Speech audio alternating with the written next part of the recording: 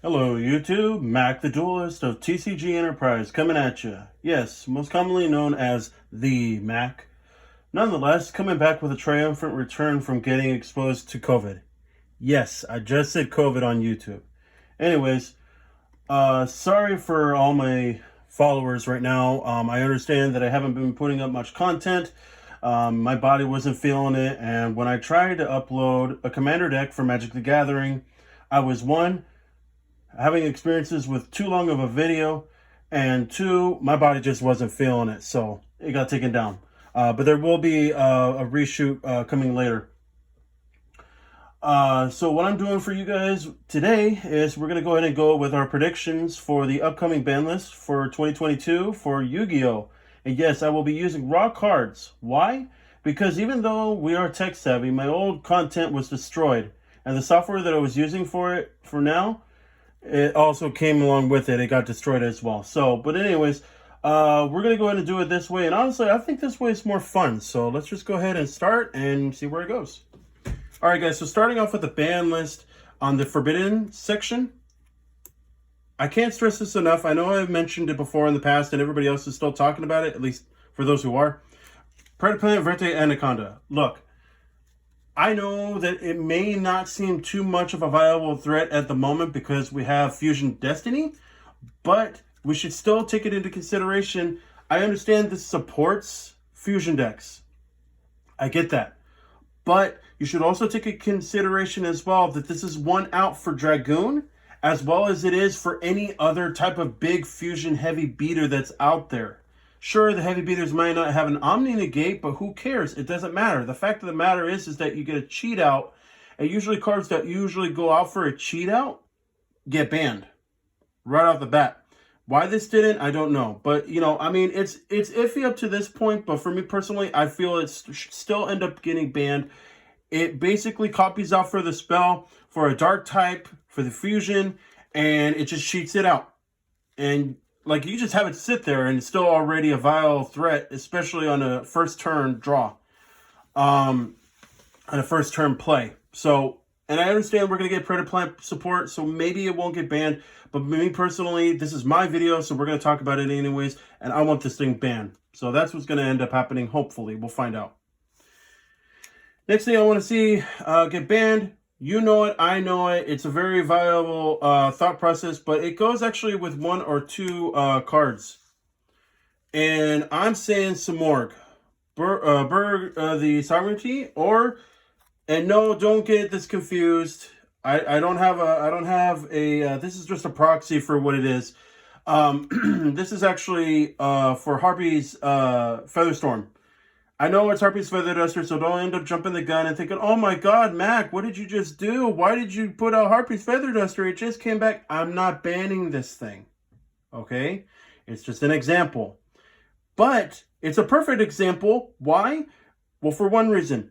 First off, Samorg. Okay, Samorg has the negate factor, and it has a loop with the negate. We don't want that. Loops are bad. Negates are bad, especially when you can't have your opponent play anything.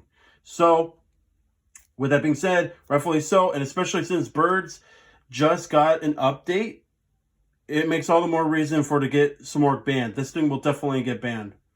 As far as the Featherstorm, this is Featherstorm.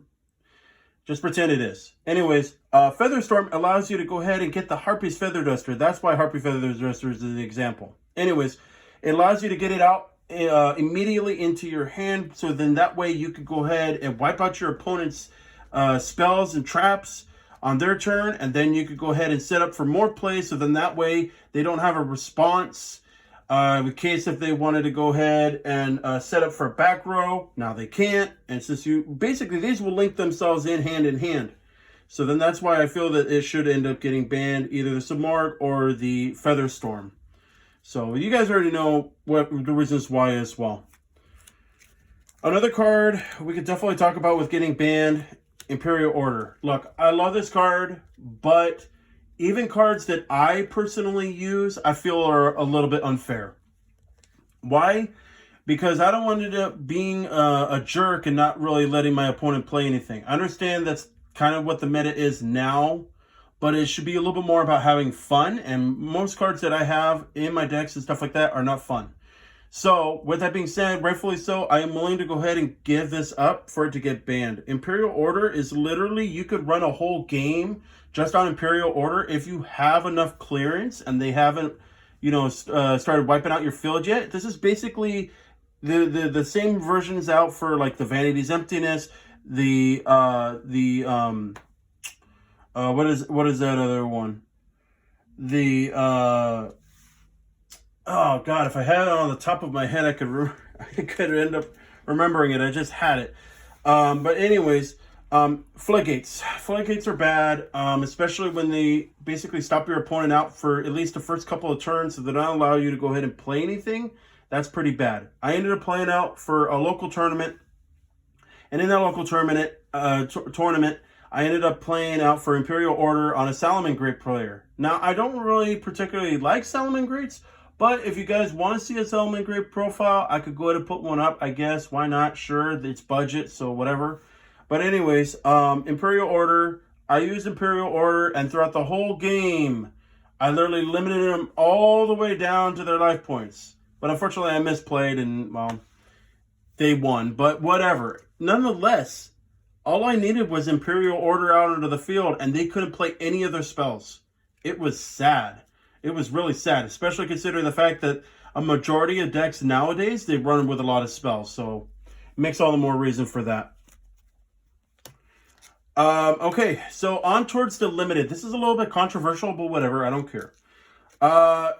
Dragoon. Look, okay, I know people are saying either have 3 or none, or have none or 3. Look, if you limit this thing down, from my personal perspective, people could end up, I know they only need the 1 technically, but there are players out there that do run 3, a full set of 3, in case if something happens to the first one. And with that being said, this will limit it down, at least from them doing that. And believe it or not, the controversy between these two is that this is actually a little bit more of a viable threat than this one is. I understand this has a attack gain, it has an omni negate, okay? I get it. I get that. But this can only come out at least 1 or 2 ways. It either comes out with regular hard summon, or it gets cheated out. This isn't so much as a viable threat as this one is. This one gives you more options, but it gives you more options to cheat out other things that should not end up getting cheated out. This is just this on its own. And if you get rid of this, you've already gotten rid of the whole threat. This, however, is an automatic ability, and there's hardly any response for this. This has responses. This has very limited responses. So, but I feel that putting it at least to 1 would be pretty suffice, to say for the very least. Because it's a very easy way to get rid of it, and it's not that much of a threat anymore, contrary to what most people, may think about it. I don't really have much out for anything else on towards limited. People were saying Mystic Mine. All you really need is only 1 Mystic Mine. The other 2 are just a bonus to have. But as long as you just have the 1 Mystic Mine, you basically already have a very solid deck to work with anyway. So it's not really that much of a threat. So let's go ahead and get on with the semi-limited. Red Reboot.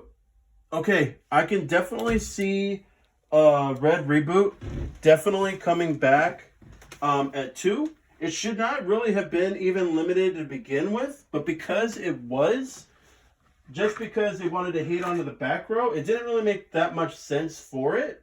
But because they did, I don't know why, but I mean, it's better off that we just go ahead and call it for what it is, and we just go ahead and let it be, put it to 2 to go ahead and test it out. Why not? Just to test it out. Another one I figured to go ahead and test out, Call by the Grave. Go ahead and put it at 2. We have way too many resources out right now. As far as hand traps go, there's at least, from like I can understand in the game right now, we have at least over 20, maybe 30 maybe 40 different hand traps. But each one has its own quick effect and everything like that. We definitely need to have this thing come back at least to 2. At least to 3. I understand they're like, oh, big eruptions and, you know, stops plays. And that's the point.